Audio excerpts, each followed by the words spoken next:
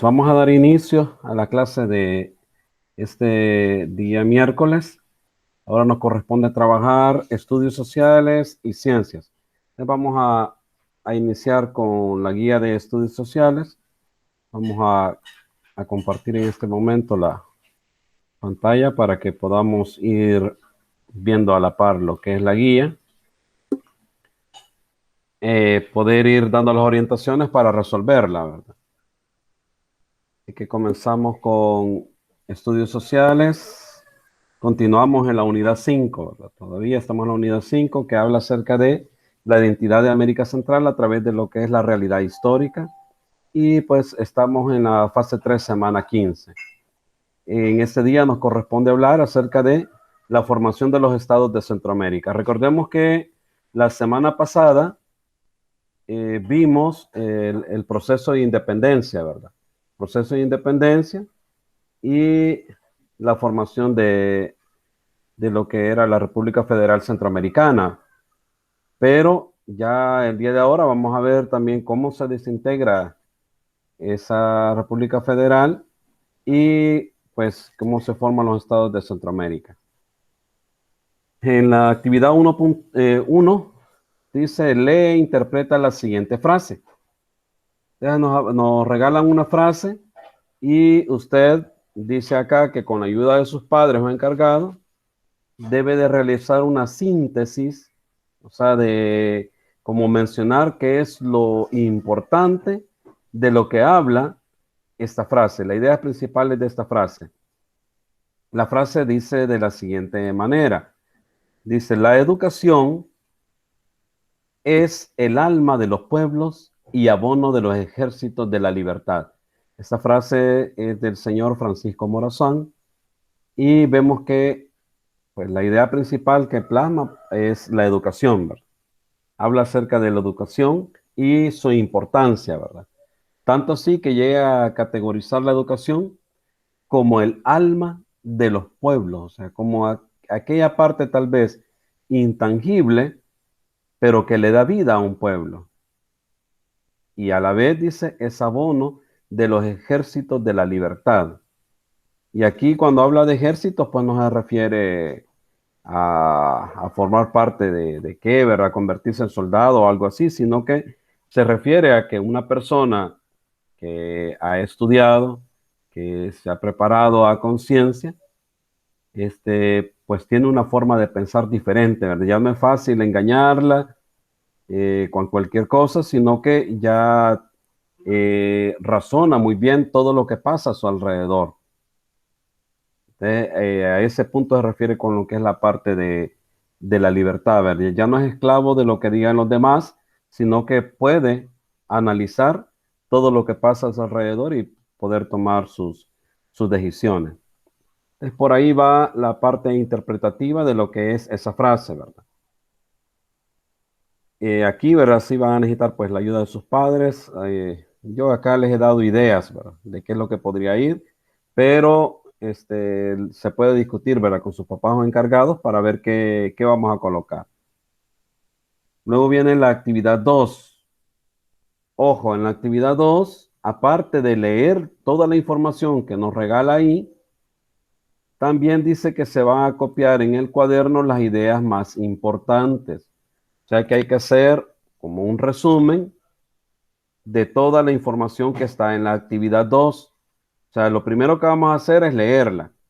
Leerla para poder ver cuáles son las ideas importantes y luego copiar esas ideas al cuadernito. Entonces comienza a hablar acerca ya de los estados de Centroamérica. Y ya sabíamos, ¿verdad? O ya habíamos hablado que el 15 de septiembre de 1821, pues se declara como la independencia, ¿verdad? De Centroamérica a través de la redacción, pues, del acta de independencia, ¿verdad? Se redacta el acta de independencia y ahí, pues, se dice que ya Centroamérica es libre. Pero dice que estos territorios centroamericanos obtuvieron la libertad absoluta hasta que se publicó la primera constitución, que esta constitución corresponde a la República Federal Centroamericana y fue redactada en 1824. O sea que la independencia en 1821, pero la libertad absoluta es hasta en 1824 al redactarse la Constitución. Aquí a la par, pues nos regala un esquemita, mire, muy importante, porque nos da a través del tiempo el proceso en que se independizaron después de la disolución de la Federación Centroamericana, ¿verdad? Entonces, cómo se fueron independizando. Aparece ahí Nicaragua en 1830, perdón, comienza desde Honduras en 1838, Nicaragua en 1838, Costa Rica en 1838, Guatemala en 1847 y por último El Salvador en 1859. Este dato es importante, ¿verdad? Importante porque nos va a servir más adelante en las preguntitas que hacen ahí la guía, ¿verdad? Vale, dice en este sentido, la evolución de los estados del Istmo va desde la independencia en 1821 hasta 1950, bajo el supuesto de que un conjunto ha experimentado procesos históricos similares. O sea, toda Centroamérica pasó bajo el mismo proceso de independencia, muy parecido, aunque cada quien pues tuvo dice, su trayectoria específica. Bueno, empieza a hablar que el proceso de formación de los estados tuvo sus momentos de partida. En este caso habla de dos momentos de partida. El primer momento lo pone, ¿verdad? En la línea del tiempo en 1821, con el acta de independencia, ¿verdad? O donde ya se dice que Centroamérica es independiente. Y el segundo punto lo pone en la línea del tiempo con la creación de la República Federal Centroamericana en 1824. Aunque esto sabemos que en 1838 se disuelve, ¿verdad? Ya eso lo vimos la semana pasada, ¿verdad? Que veíamos cómo hubieron guerras internas por querer controlar, ¿verdad? Hubieron guerras internas dentro de Centroamérica y pues todas esas diferencias, ¿verdad? Divergencias de pensamiento causó que se disolviera la República Federal de Centroamérica. Por ahí también menciona a Panamá. Recordemos que decíamos la semana pasada que Panamá no aparecía como parte de Centroamérica porque Panamá aparecía anexada a Colombia. Pero y de igual manera, Panamá tuvo que librar sus guerras también para poder separarse de Colombia y eso fue hasta en 1903 que se pudo separar, dice. Para 1860, dice, Guatemala, Costa Rica y El Salvador habían logrado ya un umbral irreversible de centralización política, mientras que Honduras y Nicaragua alcanzarían dicho umbral hasta finales del siglo XIX. Por su parte, el Estado panameño, dice, integrado en Nueva Granada, Colombia, sufrió los vaivenes de las constantes guerras civiles y sus permanentes dificultades para lograr la centralización política. Cuando está hablando de centralización política, está hablando ya de poder convertirse en estados, de poder ya, bueno, pasar en realidad de estados a repúblicas, ¿verdad? Ya separarse totalmente y ya tener su propio gobierno, tener su propia constitución política, o sea, ya convertirse en países, ¿verdad? Totalmente independientes. Aquí está el proceso de las etapas de formación de los estados de Centroamérica. Y este proceso, pues lo inician hablando de El Salvador, ¿verdad? Dice que acá dejan de ser provincias y se denominan ya como estados, ¿verdad? Porque en aquel entonces, al inicio todavía eran provincias, ¿verdad? Provincia de El Salvador, de Guatemala, de Costa Rica, Nicaragua, Honduras. Pero en este proceso se convierten ya en lo que son estados, ¿verdad? O sea, en países independientes. Entonces comienza a hablar de que el territorio de El Salvador comprende lo que antes se conocía como la Alcaldía Mayor de Sonsonate, que luego fue conocido como la Intendencia en San Salvador, y estas se unieron a lo que es el estado en aquel entonces no era de El Salvador, ¿verdad? Sino que era el estado del Salvador, como parte de la República Federal de Centroamérica todavía. Estamos hablando en 1824, ¿verdad? Posteriormente dice el nombre oficial de El Salvador, así como lo conocemos en la actualidad, aparece ya aceptado en la primera constitución del Estado, cuando se redacta la primera constitución política de El Salvador, el 12 de junio de 1824. Y aquí ya es reconocido como El Salvador, ¿verdad? Ya surge como un estado independiente con ese nombre. Entonces dice que ese nombre lo va a conservar durante toda la existencia de la República Federal de Centroamérica y aún cuando se separa de ella, ¿verdad? Siempre continúa manteniendo ese nombre, ¿verdad? Dice que en el diario oficial publicado el 9 de junio de 1915 se establece ya el nombre oficial El Salvador y se consolida como República de El Salvador, ¿verdad? Es que es el nombre que nosotros conocemos en la actualidad, ¿verdad? La República de El Salvador. Pero eso se da hasta ya en el diario oficial número 133, en el tomo 78 aparece publicado ya el nombre que va a tener la República. Y así va hablando de los otros procesos, como el proceso de Costa Rica, habla del proceso de Guatemala, de Honduras, habla de cada país y sus procesos que han llevado hasta convertirse en repúblicas independientes, ¿verdad? Cada una de ellas. Y cada uno de ellos, pues en ese trayecto, ¿verdad? Para convertirse en una república, tuvieron sus diferentes problemas, así como El Salvador los tuvo en su momento, ellos también, ¿verdad? Porque algunos de los problemas que se dieron fueron con los latifundistas, ¿verdad? ¿Qué era un latifundista? Era una persona propietaria de tierras, pero en cantidades enormes, ¿verdad? Grandes cantidades de tierra, a esas personas les conocía como latifundistas y a ellos no mucho les parecía eso, ¿verdad? Que los países o en aquel entonces, este, las provincias se convirtieran en estados, ¿verdad? Porque ya tenían ya la idea de que, pues sí, que las tierras ya no iban a ser de ellos. Entonces, no se sentían muy a gusto con esas decisiones o ese rumbo que estaba tomando cada provincia. Pero a pesar de toda esa oposición, pues eh, estas provincias lograron convertirse en lo que son repúblicas o estados. Ahí aparece también Honduras. Recordemos que de cada parte de esto hay que tomar las ideas principales, ¿verdad? Hay que tomar las ideas principales. No es necesario copiar todo, ¿verdad? Porque no es esa la indicación.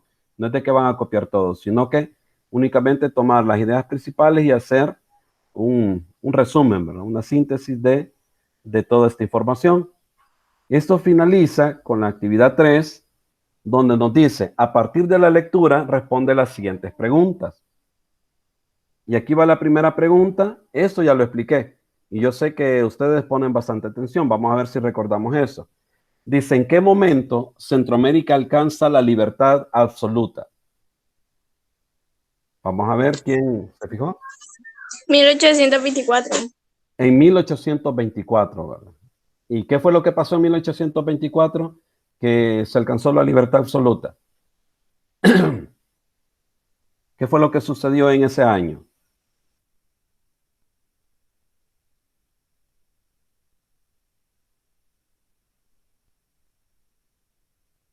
Ajá. Por ahí lo mencioné yo, ¿verdad? ¿Qué fue lo que pasó para que se diga de que se alcanzó la libertad absoluta en ese año?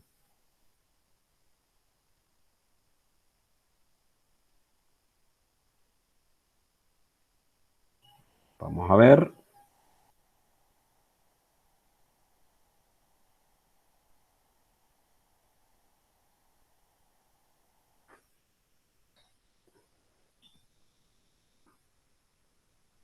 Vamos a ver alguno.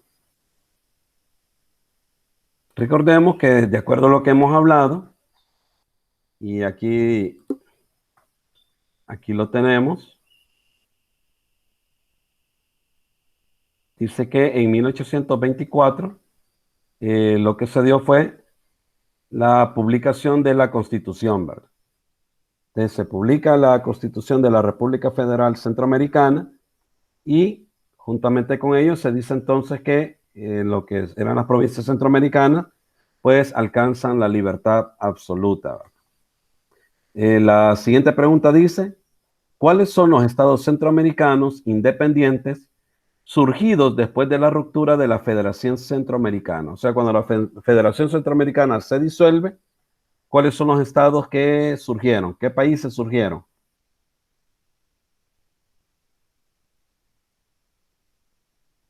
Vamos a ver.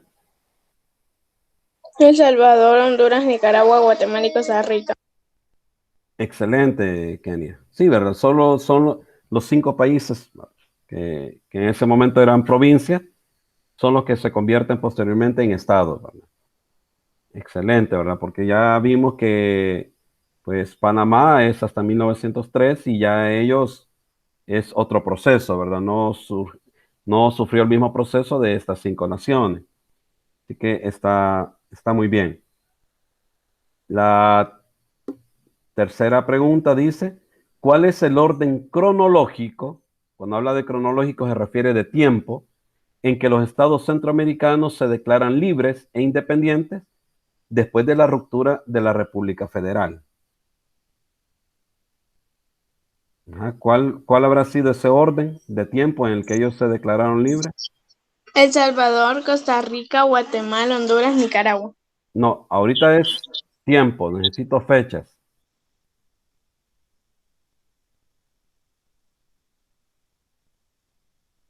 Si recuerdan, yo les dije, vean esto, les dije, porque al final les va a servir en las preguntas, les dije. El Salvador en 1821. No, Eh, no. no, no. El Salvador en 1859. Sí, y entonces comenzamos, ¿ver? Aquí está el orden, ¿ve? Honduras Mm, en 1838, que fue el año que se disolvió la República Federal Centroamericana, ¿ver? Ahí va Honduras, Nicaragua en 1838. Entonces, eso es lo que ustedes tienen que poner en esa, como respuesta, ¿ver? Honduras en 1838, Nicaragua 1838, Costa Rica 1838, Guatemala 1847 y El Salvador en 1859. Es lo que dice acá, Estados centroamericanos libres e independientes a partir del proceso de disolución de la federación, ¿verdad? O sea, de la República Federal Centroamericana. Esa sería la respuestita a esta pregunta, ¿verdad? A la C. Entonces, ahí lo tienen, si ven el mismo material, pues nos va dando la respuesta. Luego viene la actividad 4, dice analiza la información que se te presenta, luego traslada la letra de la columna de la izquierda, o sea, de los nombres de los próceres, al paréntesis de la derecha donde está el país de origen de esos próceres. Esta información hay que investigarla. ¿Quién investigó ya acerca de esto?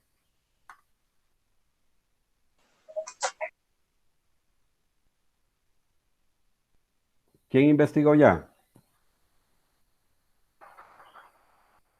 no, profe. Todavía no. Vale, les voy a ayudar con eso. Entonces, por ejemplo, comenzamos con el señor Miguel Larreinaga, que está en el literal A.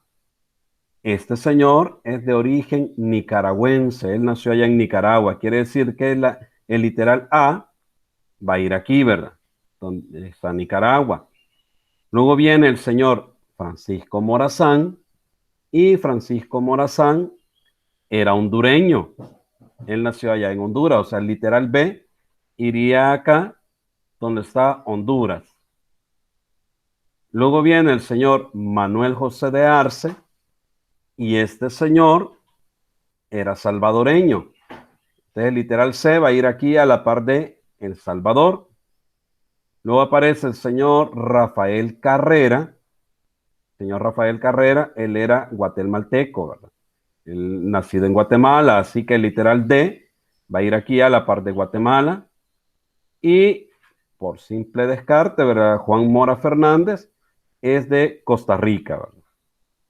Él es de Costa Rica, así que la E iría acá al inicio, ¿verdad? Donde está Costa Rica. Ahí está, ese sería el orden en el que quedaría. de lo que son los próceres centroamericanos y el país de origen, ¿verdad? O sea, donde nacieron ellos. Esa es la actividad 4, ¿verdad? En la actividad 5, lo que le pide es elaborar un álbum. Un álbum, dice, creativo con dibujos. Miren lo que le pide: dibujos, recortes o imágenes digitales acerca de los próceres. ¿Qué quiere decir esto? Que si usted tiene libros de sociales de años anteriores y ahí encuentra el recorte, por decir algo, la fotografía del prócer, usted la puede recortar y tiene que saber de dónde es, pero tiene que ser de forma creativa ese álbum. Por ejemplo, a mí se me ocurre, ¿verdad? A mí se me ocurre, esto va a ser en páginas de papel bond, porque es un álbum. De eso en páginas de papel bond. A mí se me ocurre, por ejemplo, yo lo que haría es dibujar el mapa del Salvador en grande y dentro de él pegar diferentes próceres de El Salvador. Después hago el mapa de Nicaragua y adentro de él pego diferentes próceres de Nicaragua con su nombre. Y recuerde de que al final nos pide que tenemos de redactar una pequeña reseña biográfica de cada prócer. Entonces, ¿qué puede ser, verdad? La paginita donde van los próceres y después de esa podían ir las páginas con las biografías, ¿verdad? Si usted, por ejemplo, por El Salvador puso a Manuel José de Arce, entonces hay una pequeña reseña biográfica. No pide la biografía completa, sino que una reseña. ¿Qué podría ir en la reseña? A dónde nació, el nombre del papá y la mamá, ¿verdad? Los estudios que cursó y qué fue lo que hizo en el proceso independentista. Algo así, ¿verdad? Algo corto. Eso va a ir por cada uno. Dice que aquí pueden ir hombres y también mujeres, porque recordemos, y eso ya lo vimos en semanas anteriores, de que en el proceso independentista no solamente hubieron hombres, ¿verdad? También hubieron grandes mujeres que colaboraron en el proceso independentista. Recordemos por ahí que por El Salvador mencionábamos a dos hermanitas, ¿verdad? Que anduvieron gritando por las calles, dice, para motivar a la gente a unirse al movimiento independentista, ¿verdad? Que al final le dieron un castigo de 100 azotes a cada una y una de ellas no los soportó, ¿verdad? Y falleció. Y aparte la obligaron a trabajar sin paga, dice, para un sacerdote. Entonces, ahí hay hombres y hay mujeres, ¿verdad? En la guía anterior se menciona eso, ¿verdad? Y ahí pueden agarrar ustedes esos datos también. Eso es lo que habría que hacer en la actividad 5. No sé si hasta aquí tenemos alguna duda. Vamos a ver, niños, ¿habrá alguna duda de qué es lo que vamos a hacer en la actividad 5? Como le digo, ahí No. yo ni idea, pero ustedes lo van a hacer como mejor les parezca, ¿verdad? Yo sé que ustedes son muy creativos y pues pueden tener mejores ideas. ¿Estamos claros ahí entonces? Sí, Sí, va, excelente. Excelente, excelente. Entonces, eso es lo que se va a trabajar en la guía de estudios sociales, ¿verdad? Es lo que viene en la evaluación, ¿verdad? Usted ya sabe ahí cómo responde ese cuadrito. Siempre tiene que ser con la mayor sinceridad, ¿verdad? Si algo lo hace usted solo, pues ahí sí lo hago. Si lo hace con ayuda, pues hay que marcar ahí, ¿verdad? Que necesitamos ayuda todavía. Y si me cuesta demasiado, pues habría que marcar la parte de necesito practicar más para lograrlo. Esto sería la guía de estudios sociales. Vamos a ver ahora qué es lo que corresponde hacer en lo que es la guía de ciencia, salud y medio ambiente. Aquí estamos en la unidad 8. Unidad 8, la Tierra, nuestro gran hogar. Siempre fase 3, semana 15. ¿Y de qué vamos a hablar esta mañana? Esta mañana vamos a hablar acerca del flujo de energía en los ecosistemas, o sea, cómo se mueve la energía en los ecosistemas y las cadenas y redes tróficas. Tal vez el término ahorita nos parezca raro eso de trófico, ¿verdad? Pero ya vamos a ver a qué se refiere, ¿verdad? ¿Qué es una cadena o qué es una red trófica? De eso, pues, es lo que nos corresponde hablar en esta mañana. Vaya, como introducción, nos empieza a hablar acerca de lo que es el flujo de energía que ocurre en lo que son las cadenas en redes alimenticias. Dice que la energía se va moviendo de un organismo hacia otro y que en ese moverse de un organismo a otro se identifican tres tipos de organismos principales. Los organismos productores, y los productores dice que son autótrofos. ¿Quién recuerda a qué se refiere con esa palabra de autótrofo?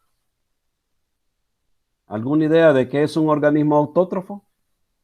O un ejemplo, alguien que me diga, tal cosa es un organismo autótrofo.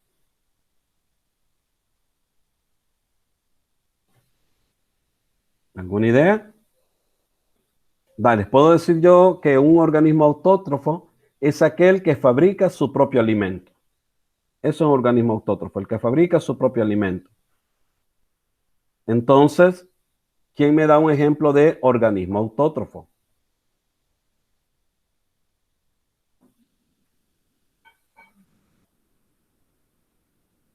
Un ejemplo de un organismo que fabrica su propia comida.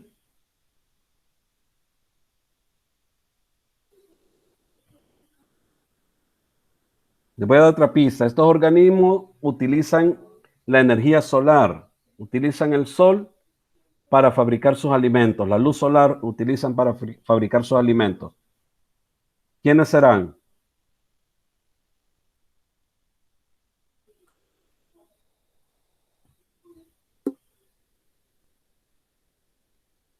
Ajá. Dice que usualmente, dice, tienen por estrategia captar la energía solar mediante la fotosíntesis. Ahí sí ya les dijo prácticamente quiénes son. Las iguanas, no. No, fotosíntesis. ¿Quiénes se alimentan por fotosíntesis? Las plantas. Las plantas, excelente, ¿verdad? Las plantas, ¿verdad? Los árboles. Ellos utilizan lo que es la fotosíntesis, ¿verdad? Y a eso se le conoce como organismos productores. Luego vienen los consumidores, también conocidos como organismos heterótrofos. Estos no pueden fabricar su propio alimento, ¿verdad? Sino que se alimentan de otros organismos. Y luego están al final los descomponedores, que también son heterótrofos, y también se clasifican, dice, como saprótrofos. Y en los saprótrofos están lo que son los microbios y los hongos. Y ellos lo que hacen es adquirir su energía a partir de la descomposición de otros materiales, ¿verdad? O sea, imagínense, se muere un animalito, ¿verdad? Una rana, un sapo, y ahí comienzan, ¿verdad? Las bacterias, los microbios a alimentarse de eso, ¿verdad? Ellos no pueden fabricar su alimento, sino que se fabrican de todo eso y son descomponedores, ¿verdad? Porque ahí vemos cuando un animalito de estos muere, cómo se hinchan, ¿verdad?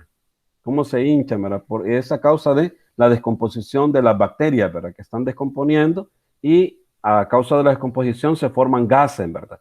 Y esos gases son los que dan el mal olor a los animales muertos. Inicia hablando ya lo que es acerca del flujo de energía en los ecosistemas, ¿verdad? Y nos da algunos ejemplos. Por ejemplo, aparece aquí el ecosistema marino, ¿verdad? Entonces aquí está quien va proveyendo la energía, ¿verdad? Que aparecen las algas, ¿verdad? Que aparecen las algas. Aquí ya aparecen ahí como con camaroncitos. Ellos proveen de energía a los peces. Aquí aparece una especie de tiburón, ¿verdad? Y este también le provee energía a la ballena, ¿verdad? Y es como se alimentan entre ellos, ¿verdad? Uno se come al otro. Pero realmente lo que se está manifestando ahí es la transferencia de energía. Aquí hay otros ecosistemas, ¿verdad? Aquí aparece esta cadena alimenticia. Mira, aquí están los productores, la hierba, ¿verdad? Las plantas. Y aquí aparece un animalito. ¿Cómo se llama este animalito? Grillo. Bueno, parece un grillo, ¿verdad? Pero por el color verdecito, quizás sería un saltamontes. Un saltamontes, ¿verdad? Que van y comen hierba, ¿verdad? Que aparece una rata de campo que se alimenta del saltamontes y las serpientes pues se alimenta de la rata de campo. Y ahí aparece una ave rapaz, que podría ser un águila, un halcón, que pues se alimentan también de serpientes, ¿verdad? De aquí va la transferencia de energía. La energía, la planta pues la recibe del sol, ¿verdad? A través de la fotosíntesis, fabrica su propio alimento y luego viene el saltamontes, se alimenta del productor y ahí adquiere su energía, ¿verdad? Si la rata de campo se lo come, pues esa energía que adquirió se la transfirió a la rata de campo y ahí va transfiriéndose la energía.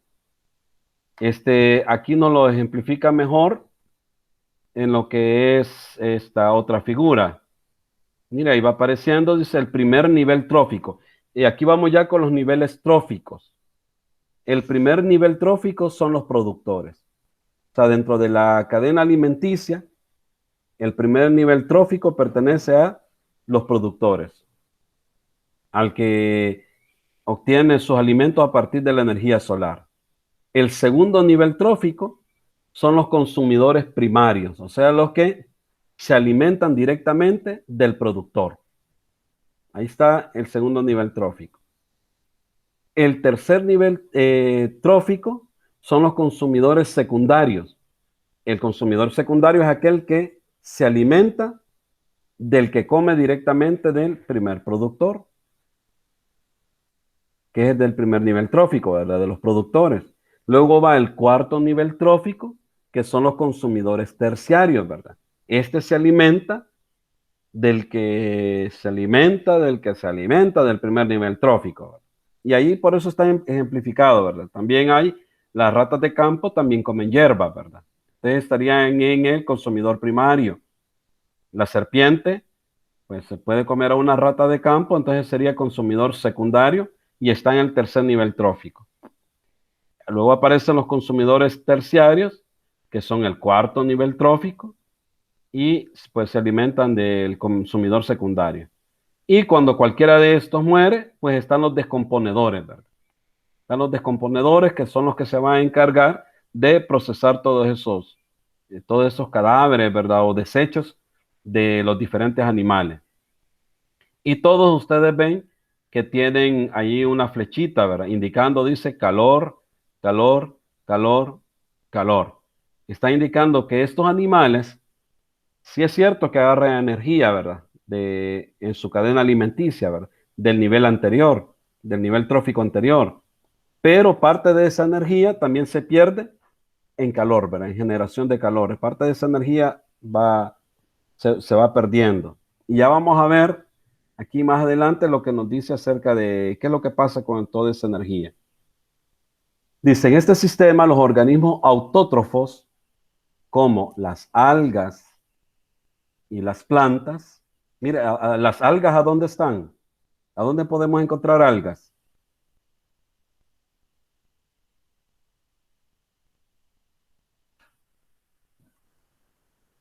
Ajá, alguien que me diga, ¿dónde podremos encontrar las algas?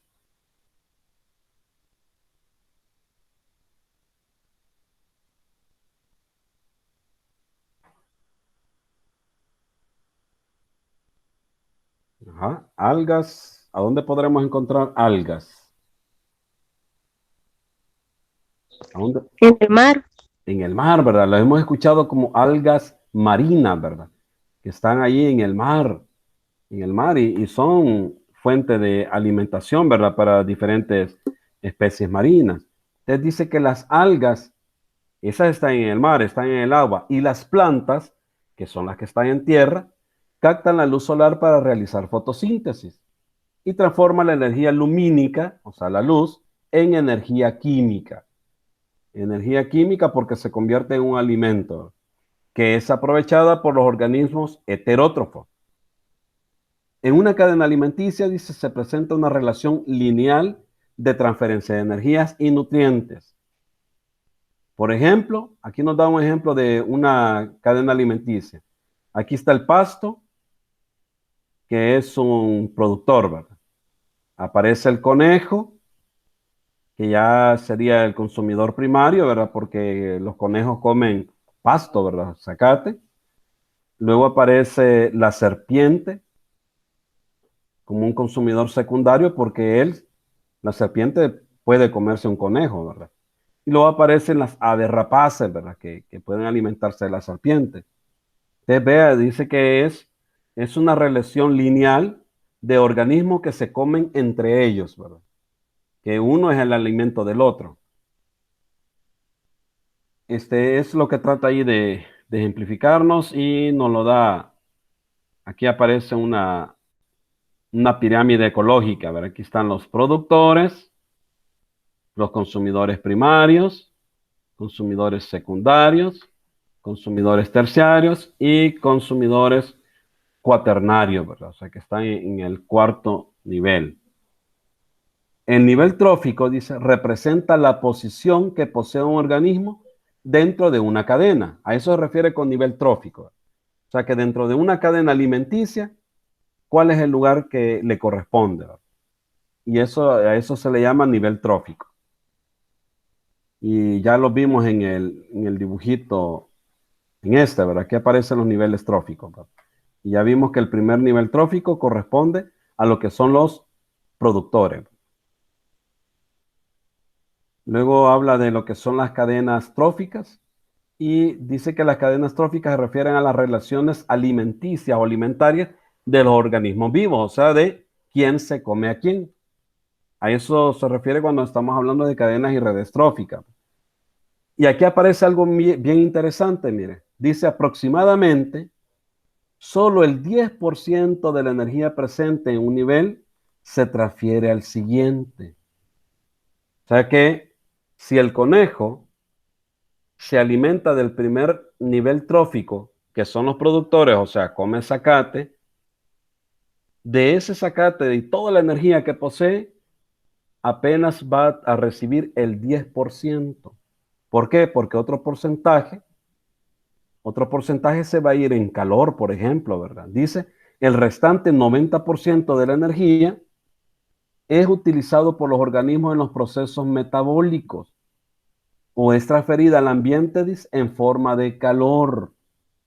Imagínense, solo el 10% lo aprovecha completo. El otro 90% lo va a utilizar en los procesos metabólicos, o sea, en el funcionamiento del cuerpo, ¿verdad?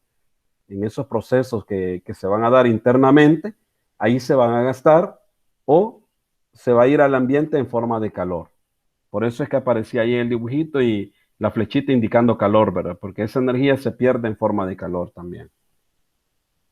Dice, debido a esa pérdida de energía, en raras ocasiones, en lo que son los ecosistemas hay un quinto nivel trófico, ya que no existe suficiente energía en el sistema para otro nivel superior. O sea que es raro, ¿verdad? En los ecosistemas, dice, los consumidores se alimentan de más de una presa. Por lo tanto, los ecólogos desarrollan una forma de representar esta relación. O sea que no podemos decir que, por ejemplo, la serpiente come solo rata de campo o ratones, ¿verdad? También puede comerse un conejo. O sea, no solamente se alimentan de una especie, ¿verdad? Animal, ¿verdad? Y aquí nos dan una representación de diferentes relaciones que hay, ¿verdad? Entre ellas. Ahí está el dibujito, dice una cadena alimentaria en la frontera de un bosque caducifolio oriental. Ya hablábamos en semanas anteriores que los bosques caducifolios son aquellos que en verano dejan caer sus hojas, ¿verdad? Para poder sobrevivir. Y aquí están, ¿verdad? Los niveles tróficos. Nivel trófico 1, productores. Ya lo habíamos mencionado, ¿verdad? Nivel trófico 2, los consumidores primarios. Y estos decíamos que son los que se alimentan directamente del nivel trófico 1, del productor. Y estos animales dice que son herbívoros. Tienen que ser herbívoros para estar en el nivel trófico 2. En el nivel trófico 3, aquí están consumidores secundarios. Y estos dije son carnívoros u omnívoros, o sea, los que comen de todo, así como el ser humano, ¿verdad? Nosotros nos alimentamos comemos carne, comemos vegetales, somos omnívoros. ¿Verdad? Nivel trófico 4, consumidores terciarios. Dije que aquí hay organismos heterótrofos que se alimentan eh, de los consumidores terciarios. En este caso, bueno, sería de los consumidores secundarios, ¿verdad? Porque están ahí en el nivel trófico 4. Luego aparecen los descomponedores, aquí aparecen las bacterias, y estos son los que se alimentan de materia muerta, ¿verdad? Y la descomponen. Hay otro nivel que aparece como de detrítivoros, y se le va a llamar así, dice, aquellos que se alimentan de detritus o materia orgánica que se halla en proceso de descomposición, ¿verdad? Aquella materia orgánica que ya se está pudriendo, hay especies para que se alimentan de eso. Y dice que no cualquier organismo puede hacerlo por el alto nivel de contaminación o de toxicidad que hay en ellos. Ejemplos que están acá, las bacterias, los hongos, algunos insectos y gusanos, ¿verdad? Hay gusanos que se alimentan de eso, ¿verdad? De carne podrida. Allá hay bacterias, ¿verdad? Descomponiendo. Entonces, eso es lo que hay que leer. Ojo, esto solo hay que leerlo. Recuerde que la indicación siempre dice, en la indicación, siempre dice que hay que leerlo hasta que lo entendamos. No dice, léelo así nada más, ¿verdad? Hay que leerlo varias veces hasta que nos quede claro, ¿verdad? Y ahora ya viene el ponte a prueba, ¿verdad? La actividad. Dice, antes de resolver las tareas de la semana, responde adecuadamente las preguntas de la siguiente prueba acerca de las cadenas y redes alimenticias. Selecciona falso o verdadero. Aquí vamos a poner, aquí al cuadrito no le pusieron arriba, ¿verdad? Falso o verdadero, ¿verdad? Pero ahí usted lo puede poner ya cuando lo copie en su cuadernito, pero usted elige si aquí va a poner primero la F y luego la V. Y después ya lo va poniendo X donde corresponda. Dice, el flujo de energía es una característica de los ecosistemas. ¿Será falso o verdadero? ¿Hay flujo de energía en los ecosistemas? O sea, que la energía se va moviendo de uno a otro en un ecosistema, ¿sí o no? Sí, Sí, ¿verdad? Entonces eso es verdadero, ¿verdad? Porque la energía se va transfiriendo, ¿verdad? Entonces hay un flujo, ¿verdad? O sea, hace que se va moviendo la energía. Luego dice, siguiente pregunta, dice, la energía, bueno, siguiente afirmación, la energía se incorpora en los ecosistemas gracias a la luz solar, ¿falso o verdadero? Verdadero. Es verdadero, ¿verdad? Ya vimos en los diferentes dibujitos que siempre aparece el sol, ¿verdad? Porque ahí es donde inician las cadenas, ¿verdad? Tróficas con los productores y los productores, pues, son los autótrofos, los que generan su propio alimento a partir de la energía solar, de la luz, ¿verdad? Luego dice, las algas y hongos son ejemplos de organismos autótrofos, ¿falso o verdadero? Falso. Falso. ¿Por qué falso?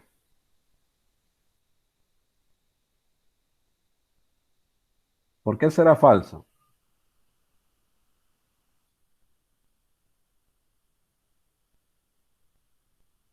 Ajá. Será falso porque aquí dice que es falso.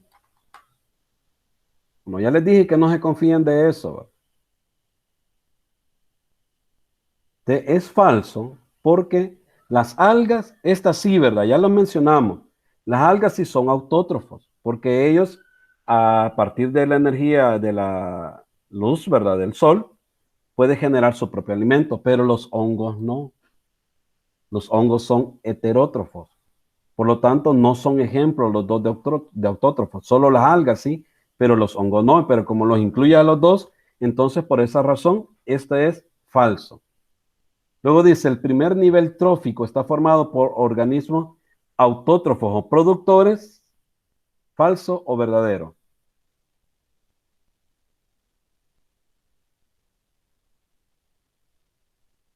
¿Será falso o verdadero que el primer nivel trófico, ahí están los productores? ¿Falso o verdadero? ¿Quién me dice?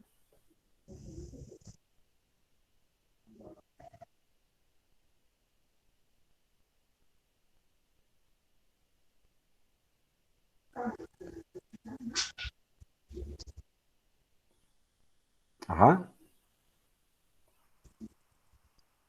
Ahí veo ahí con ganas de hablar ahí, pero no se animan. Dígame, si es falso o verdadero de que en el primer trófico están los productores. Verdadero. Es verdadero, ¿verdad? Eso ya lo vimos aquí en los diferentes esquemas. Siempre, ¿verdad? Aparece ahí, mire, productores, primer nivel trófico. Y la última dice, los organismos que se encargan de transformar la materia muerta y de su descomposición en nutrientes que van al suelo son los consumidores terciarios. Y eso es falso, ¿verdad? Porque los consumidores terciarios, pues estos son los que se alimentan de los consumidores secundarios, ¿verdad? Y no son ellos, ¿verdad? A los que se encargan de transformar la materia muerta y de la descomposición, esos son los descomponedores, ¿verdad? Así que por esa razón es falso. Y ahora, eso, ahí pues inicia lo que usted copia en el cuaderno, pero ¿qué más van a hacer?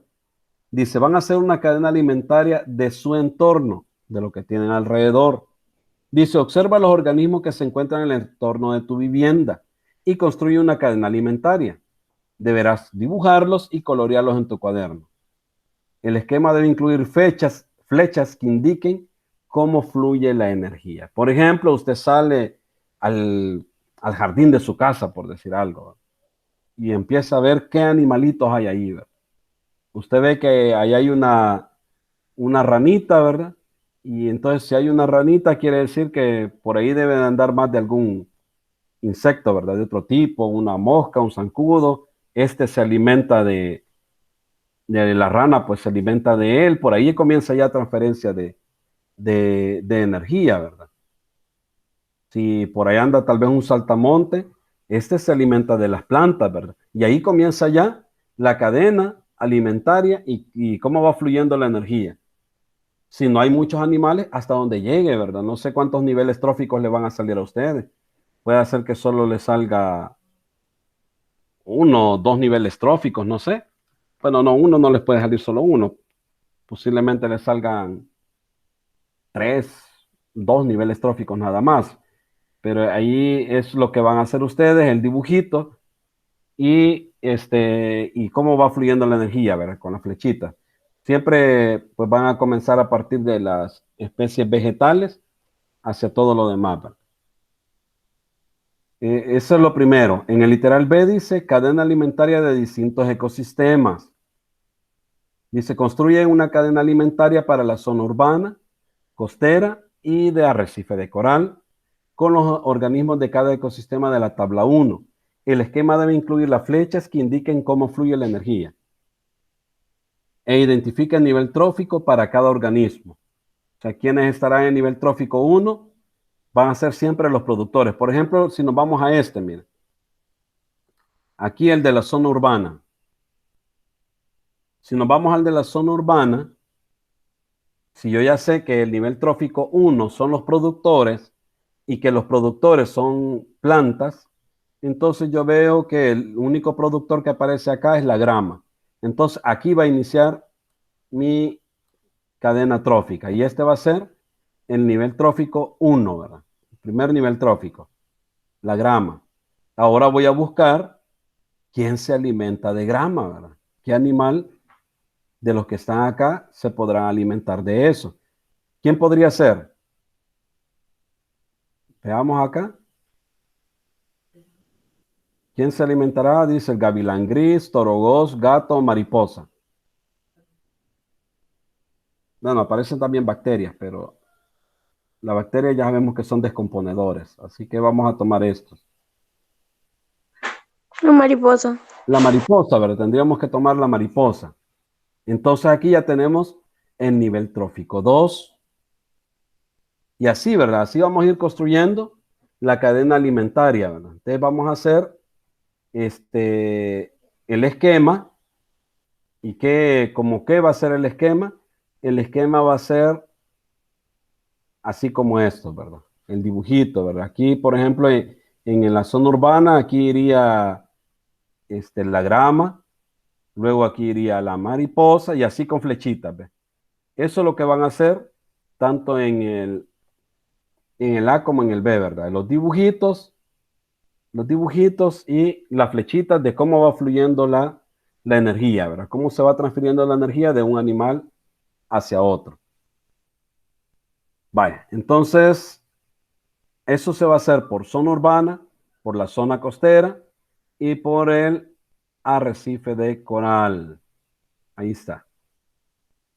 Bueno, entonces si tendremos alguna duda con eso. Profe, yo tengo una duda, pero no tiene nada que ver con las clases. Ah, vaya, dígame.